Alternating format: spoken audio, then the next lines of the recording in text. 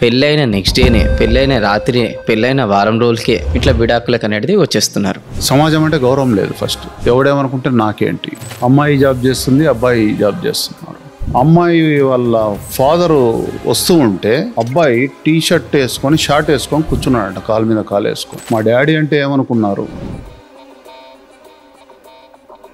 ఒకప్పుడు విడాకులు అని అంటే చాలా రీజన్స్ అనేది ఉంటుండే అనమాట. రీజన్స్ అంటే కొంచెం పెద్ద పెద్ద రీజన్స్ అనేటివి ఉంటుండే అనమాట. అంటే అక్కడ చాలా సంవత్సరాలు భరించి, ఇక్కడ కూడా చాలా సంవత్సరాలు భరించి ఇక ఫైనల్గా తట్టుకోలేక అనేది కోర్టుకు అనేది వచ్చేవాళ్ళు. ఇంకా దానికి ఒక ప్రాసెస్ అనేది ఉండేది. కానీ ఇప్పుడు పెళ్ళైన నెక్స్ట్ డేనే, పెళ్ళైన రాత్రి, పెళ్ళైన వారం రోజులకే, 6 నెలల రోజులకే కోట్ల రూపాయలు అనేది ఖర్చు పెట్టేసేసి ఇట్లా విడాకులకు అనేది వచ్చేస్తున్నారు. అంటే ఎక్కువ డ్యూరేషన్ అనేది లేదు ఇప్పుడు. రెండోది, అది ఏదైతే విడాకులకి వస్తుంటారో మీ దగ్గర కూడా చాలా కేసెస్ కూడా వచ్చే ఉంటాయి. అండ్ కొన్నిసార్లు వింటే అరే ఈ రీజన్ కూడా విడాకులు తీసుకుంటారని చుట్టుపక్కల వాళ్ళు కూడా అనుకుంటుంటారు అనమాట. సో ఇప్పుడు ఉన్న ట్రెండ్ ప్రకారం మీరు చెప్పండి, ఈ విడాకులకి ఎలాంటి రీజన్స్కి అప్లై అనేది చేస్తున్నాను, అండ్ దాంట్లో కొన్ని కేస్ స్టడీస్ తీసుకొని కూడా, కొన్ని ఎగ్జాంపుల్స్ తీసుకొని కూడా మీరు చెప్పండి. అండ్ ప్రతిదీ కూడా కోర్టులోనే వాట్ ఎవర్ వచ్చిన తర్వాత అక్కడ సాల్వ్ అనేది వాట్ ఎవర్ జరుగుతుందా, లేదంటే కొన్ని సందర్భాల్లో మీ దగ్గరికి వచ్చినప్పుడు అక్కడ వరకు ఎందుకని మీరు కూడా కౌన్సిలింగ్ ఇచ్చి కూడా సాల్వ్ చేశారు? ఒకవేళ మీరు ఇస్తే దాని ఎగ్జాంపుల్ కూడా చెప్పండి. 2 క్వశ్చన్లు అడిగినా సరే దీంట్లో 2 సపరేట్గా చెప్పండి. జనరల్గా అండి మీరు అడిగిన ప్రశ్నకి ఇంతకుముందు అండి, అంటే మన పేరెంట్స్ జనరేషన్లో అట్లా స్త్రీలకి ముఖ్యంగా ఈ ఆర్థికంగా వాళ్ళు స్వతంత్రులు కారు, డిపెండెన్సీ ఉండేది. జనరల్గా జెంట్సే వెళ్ళి జాబ్ చేసుకొని వచ్చేవాళ్ళు. విడాకులకి తీసుకోకుండా ఆపేది ఏంటి అంటే లేడీస్ని కానివ్వండి, జెంట్స్ కానీ, ఎక్కువ లేడీస్ గురించి చెప్పాలి అంటే ఆర్థిక పరిస్థితులు ఒకటి, సమాజంలో హోదా, పిల్లలు, చిన్నపిల్లల బాధ్యతలు, వాళ్ళ మీద ఎఫెక్ట్ ఎట్లయిద్ది, వాళ్ళని నేను చూసుకోగలనా లేదా, ఏదేమైనా కూడా తండ్రి కూడా ఉండాలి కదా అనేది ఆపుతుందండి.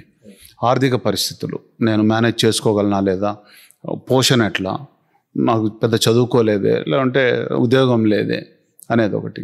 సమాజంలో అంత బాగుంటేనే రాళ్ళేస్తున్నారు. ఇప్పుడు కానీ నేను విడాకులు తీసుకుంటే ఏమనుకుంటారో అనే ఒక భయం. ఇవి విడాకులు తీసుకోకుండా ఆపే ఫ్యాక్టర్స్ అండి. అంటే ఇక్కడ సమాజంలో హోదా అంటే కూడా వాళ్ళకి సమాజం మీద ఒక గౌరవం ఉంది, ఒక భక్తి భయం ఉంది. ఇప్పుడు మీరన్నట్లు 2వ రోజే అన్నారు.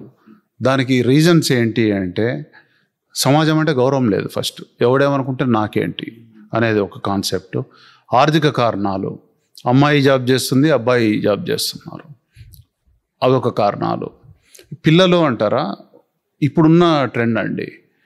3 ఏళ్ళు 4 ఏళ్ళు ముందు మా ఇద్దరికి మైండ్ సింక్ అవ్వాలి, కొత్త కొత్త పదాలు వింటున్నాం. మా ఇద్దరికి ఇది ఉందో లేదో చూడాలి, ర్యాపో, వెరైటీ పదాలు అనమాట అవి, సోషల్ మీడియా పదాలు అవి, కెమిస్ట్రీ, ఫిజిక్స్ ఇవన్నీ సెట్ కావాలి, మ్యాథమెటిక్స్లన్నీ అయితే కానీ పిల్లల జోలికి పోవట్లేదు. అసలే లేట్ పెళ్ళిళ్ళు ఇవి. అవును, ఈ పెళ్ళిళ్ళు చేసుకోవడమే ఇప్పుడు లేట్.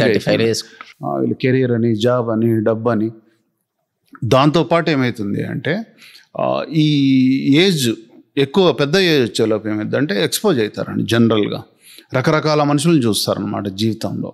ఒకరిని చేసుకున్నాక, అంటే అబ్బాయి కానివ్వండి, అమ్మాయి కానివ్వండి, వాళ్ళతోటి వాళ్ళ లోట్లు కనపడుతుంటాయి మనకు. అతనైతే ఎంత బాగా మాట్లాడతాడే, ఇతనైతే ఎంత బాగా బైక్ డ్రైవ్ చేస్తాడే, అతనైతే ఒంటి చేత్తో నిలబడి డ్రైవ్ చేస్తాడు, ఇట్లా రకరకాలుగా అనమాట. నాది ఇట్లా కింద పడితే పర్స్ అతను తీసి ఇచ్చాడు, కేరింగ్ కూడా బాగా, కేరింగ్, ఎగ్జాక్ట్లీ. ఇవన్నీ ఫ్యాక్టర్స్ అనమాట. ఇప్పుడు పెళ్ళి అయ్యాక గ్రాంటెడ్ అనుకుంటే జనరల్గా ఎవరైనా సరే, ఇది అమ్మాయి కానీ అబ్బాయి కానీ అండి, జెండర్ ఇదేం లేదు ఇందులో. ఆమె లేవదు, వీడు లేవడు, గ్రాంటెడ్ అన్నట్లు ఉంటారనమాట. అక్కడ ఒక డిస్సాటిస్ఫాక్షన్ మొదలైద్ది. ఇంకోటి ఏంటంటే అండి, ఎప్పుడైతే వీళ్ళు సమస్యను బయట చెప్తారో అది అడ్వాంటేజ్ తీసుకోవడానికి కానివ్వండి, లేకపోతే టైంపాస్కి కానివ్వండి, కొంతమంది వచ్చేసి అయ్యో అంత పని చేశాడా, కింద పడితే తీయలేదా అంటాడు, వాడు తీయడు ఇంట్లో. ఈ అడ్వాంటేజ్ తీసుకుంటారు వీళ్ళు. ఆ బలహీన క్షణాల్లో షేర్ చేసుకోవడానికి ఒకటి దొరికాడని ఇవన్నీ ఎప్పుడైతే మన ఇంటి గుట్టు చెప్తామో అవుట్ అండి, ఆ కుటుంబం సర్వనాశనమే. 3rd పర్సన్ అనేవాడు రాకూడదు. ఈ భార్య భర్త 3rd పర్సన్ అంటే నా ఉద్దేశంలో భార్య భర్తే, మిగిలిన ఎవరైనా 3rd పర్సన్. మీ అమ్మ, వీళ్ళమ్మ, అబ్బాయి అమ్మ కావచ్చు, అమ్మాయి ఎవరైనా సరే, పేరెంట్స్, సిబ్లింగ్స్ అందరూ తర్వాతే. ముందు వీళ్ళ కుటుంబము, వీళ్ళ కాపురం నిలబడాలి అంటే వీళ్ళిద్దరే మాట్లాడుకోవాలండి. థర్డ్ పర్సన్ ఎంటర్ కానిస్తే ఆ కుటుంబం సర్వనాశనమే. ఇక మీరన్నట్లు సిల్లీ రీజన్ ఏంటి అంటే అది వాళ్ళకి పెద్ద రీజన్ ఏమో అండి. కాకపోతే మనం అది దాటి వచ్చాం కాబట్టి చూస్తే సిల్లీగానే అనిపిస్తుంది. నేను చూసిన కేసులు చెప్పాలి అంటే అమ్మాయి వాళ్ళ ఫాదరు వస్తూ ఉంటే అబ్బాయి టీ షర్ట్ వేసుకొని షార్ట్ వేసుకొని కూర్చున్నాడట, కాలు మీద కాలు వేసుకొని.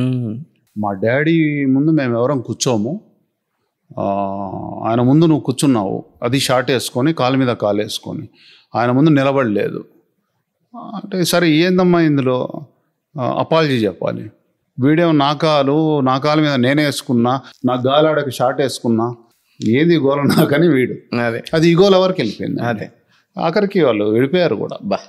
ఇది అంటే ఫన్నీగా ఉంటుంది కానీ అండి వాళ్ళ ఎమోషన్స్, వాళ్ళ భావోద్రేకాలు చూస్తే గంటలు అండి. మీరు ఇంకోటి అన్నారు, వాళ్ళు రాగానే ఫస్ట్ మీరు కౌన్సిలింగ్ చేస్తారు, డెఫినెట్గా మాట్లాడతామండి. ముందు మాట్లాడి మాకున్న అనుభవంలో ఈ డైవర్స్ కేసులోనే ఒక్కొక్కరు 3 hours మాట్లాడతారండి. అమ్మాయి కానివ్వండి అబ్బాయి, అది మ్యూచువల్ అయినా సరే.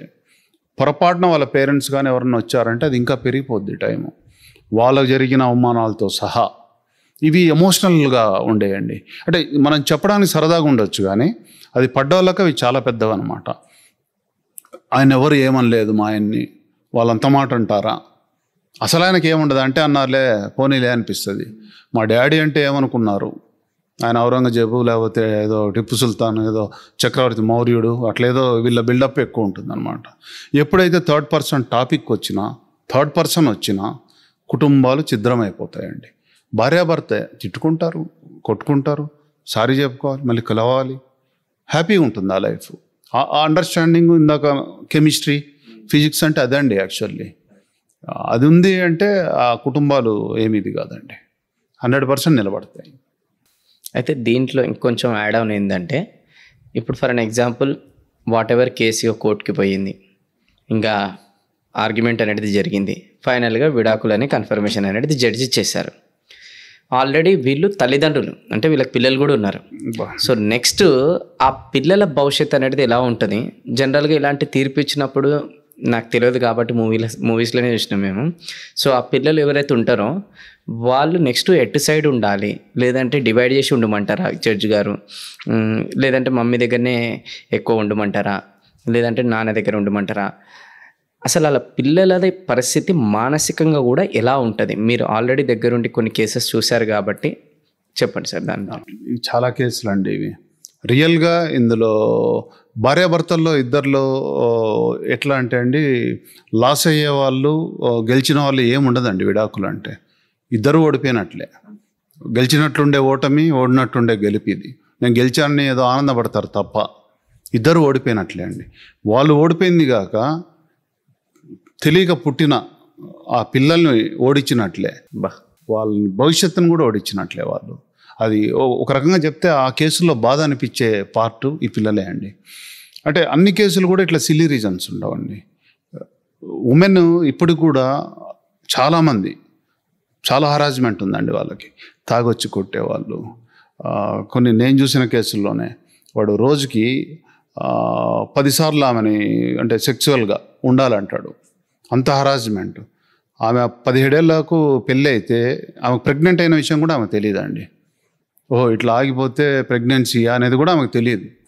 ఏదో నెలసరి అట్లా మిస్ అయింది కదా అనుకుంది ఆమె. పెద్దవాళ్ళకి చెప్తే తిట్టి ఇదేంది అని చెప్పి డాక్టర్ దగ్గర తీసుకెళ్తే నువ్వు మనిషివా పశువా అని అడిగిన సందర్భం అన్నమాట అది. ఆమెకు తెలియదు. ఇలాంటి హరాస్మెంట్స్ లేడీస్ కూడా ఉన్నాయండి.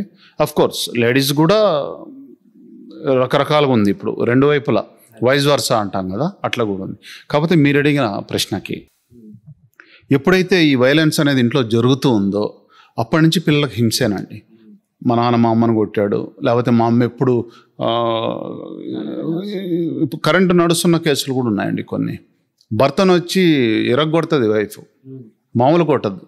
నేను చెప్తే నమ్మల, ఏదో చెప్తుంటారులే మామూలుగా, ఎందుకు కొడుతుంది ఈయన ఇంత బలంగా ఉన్నాడు కదా అనుకున్నాను. నేను చూస్తే అది రియల్ అండి. అది ఆ ఎవిడెన్స్ కూడా తీసుకొచ్చారు అతను.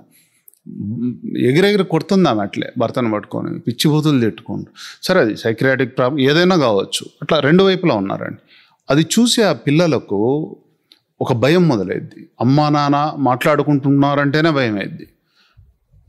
ఓహో ఆడామగా మాట్లాడుకుంటే గొడవలు వస్తాయని సైకలాజికల్గా వాళ్ళు పెరిగేటప్పుడు. అంటే ఇక వాళ్ళు రేపు ఎప్పుడు కూడా ఈ లవ్లో కావచ్చు, లేదంటే అమ్మాయిని బిలీవ్ చేయడం, అబ్బాయిని బిలీవ్ చేయడం, రేపు రిలేషన్షిప్లో ఉండడం, లేదంటే పెళ్లి చేసుకోవాలన్నా కూడా అంతవరకు ఘోరంగా భయంతోనే ఉంటారు. ఎగ్జాక్ట్లీ అండి. క్లాస్లో కూడా ఇంకా వాళ్ళు ఎవరితో కలవరు.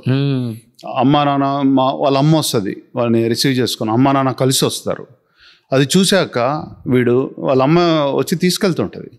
దీంట్లో ఏదో గెలిచాను కదా కేసు అని చెప్పి అతను కానీ ఆమె కానివ్వండి, ఆ పిల్లోడికి రోజు వచ్చి స్వీట్లు ఇచ్చి కేకులు ఇచ్చి వాడికి లేనిది మదర్ ప్రేమ అనుకున్నాడు అనుకోండి తండ్రి, అది కవర్ చేయడానికి వస్తువులతోటి దాన్ని బ్యాలెన్స్ చేద్దామని చూస్తాడు. సృష్టిలో తల్లి ప్రేమని తండ్రి ప్రేమని రీప్లేస్ చేసేది ఏ వస్తువు లేదండి.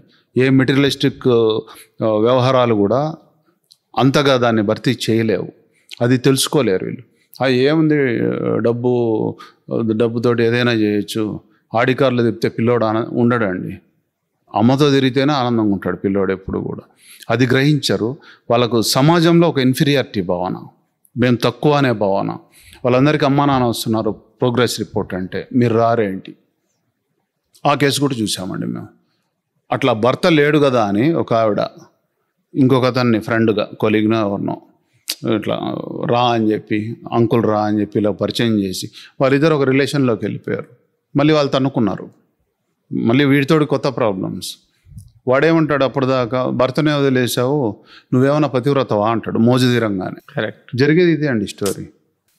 పిల్లవాడికి ఆ స్కూల్కి పోవడం వరకు, ప్రోగ్రెస్ రిపోర్ట్లు ఇచ్చే వరకు, అప్పటి వరకు ఏదో చూపించుకోవడానికి బాగానే ఉంటుంది. వీడు కూడా మా నాన్న అని చెప్పుకోవచ్చు 4 రోజులు. కానీ పిల్లల మీదే అండి ఎఫెక్ట్ అయ్యేది పిల్లలే. గెలిచేది ఓటమి వాళ్ళు వీళ్ళు అనుకున్నా కూడా అల్టిమేట్గా ఓడిపోయేది అయితే పిల్లలే ఈ విడాకుల కేసులో. మళ్ళీ అదే ఈ పిల్లలు మళ్ళీ టీనేజ్లోకి వచ్చేసరికి అవతల ఫ్రెండ్స్ తోటి వాళ్ళు మింగిల్ కారండి, అయినా కూడా అనుమానంగానే అవుతూ ఉంటారు అనమాట. అంటే అవతల జెండర్ అంటే ఒక కైండ్ ఆఫ్ ఎవర్షన్ వచ్చేస్తుంది. అది వాళ్ళ పెళ్ళి ఏజ్ వచ్చేటప్పటికి అవతల వ్యక్తిని నమ్మరండి. రేపు వీళ్ళతోటి గొడవ ఆ వర్షంలోనే పోతుంటారు తప్ప వాళ్ళ మైండ్ సహకరించదు దానికి. ఎందుకంటే అది బాల్యంలో వాళ్ళ మనసుకైన గాయాలు. ఎంత కవర్ చేసుకుందాం అనుకున్నా, ఎంత మోడర్న్గా వెళ్దాం అనుకున్నా కూడా, లేదు నాకు ఇలాంటి లైఫ్ వద్దనుకున్నా కూడా, ఆ ఎగ్జాంపుల్స్ కూడా మా అమ్మ నాన్నది కూడా ఇంతే సార్, నాకు అప్పుడే పెళ్ళి వద్దన్నాను అనే కేసులు కూడా చూసామండి మేము. ఇవన్నీ కూడా మేము చెప్పేదంతా కూడా అనుభవంతో అండి. ప్రతి ఒక్కటి రిలేట్ అవుతూ ఉంటుందన్నమాట. ఎప్పుడైతే ఈ తల్లిదండ్రుల విడాకులు అనేది డైరెక్ట్లీ ఇండైరెక్ట్లీ రేపు పిల్లల భవిష్యత్తు మీద కూడా తీవ్రమైన ప్రభావం చూపిస్తుంది. చాలా సివియర్గా ఉంటుంది అది. వాడి కుటుంబాన్ని, వాని భవిష్యత్తును కూడా మనం నాశనం చేసినట్లే అవుతుంది. కాబట్టి తల్లిదండ్రులు ఇంట్లో గొడవ పడకుండా జాగ్రత్తగా ఉంటే అది మంచి కుటుంబంగా చెప్పుకోవచ్చు అండి.